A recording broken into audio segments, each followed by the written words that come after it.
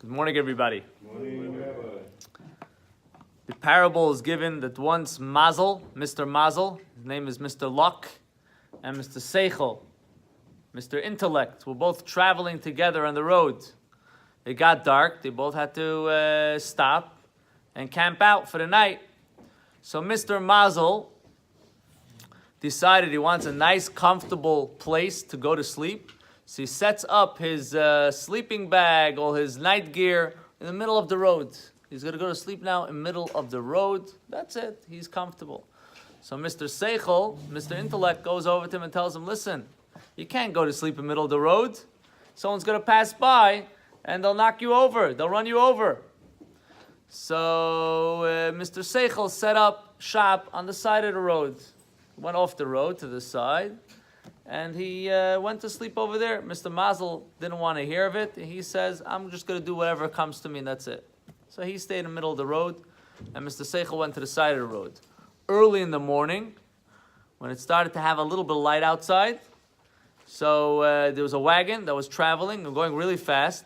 And as he gets closer, he sees there's a man lying in the middle of the road.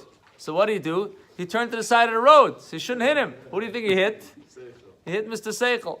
So not always, so we say, there's mazel and there's seichel. You have to have a little bit of mazel too also, right? Or as they say, the wealthy man says, everything was 90% mazel, 10% seichel. He would rather give it all 100% mazel and be just fine. So anyway, it's brought down. The Gemara says, Ein mazel li Yisrael. A Jew does not have mazel, doesn't have luck. What does that mean? It means to say that every person has luck. There's certain things that is destined for the person. However, a Jew is not limited. That's the word. He's not limited to the mazel. You can daven. A person can daven. A person can do special deeds throughout his life that can change his standard, that could change his status, and now he's considered a different person.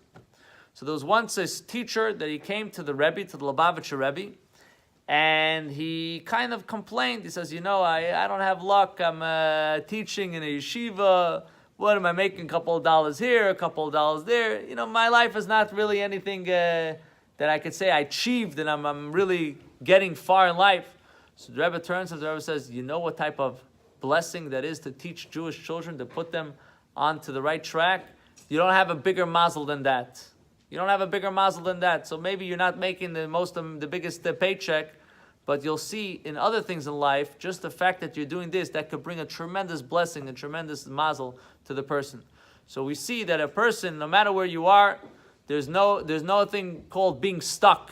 You can do mitzvahs, you could learn Torah, you could grow in your personal life, and you could go higher than mazel. You could override the mazel, and the mazel could become your mazel. Have a great day.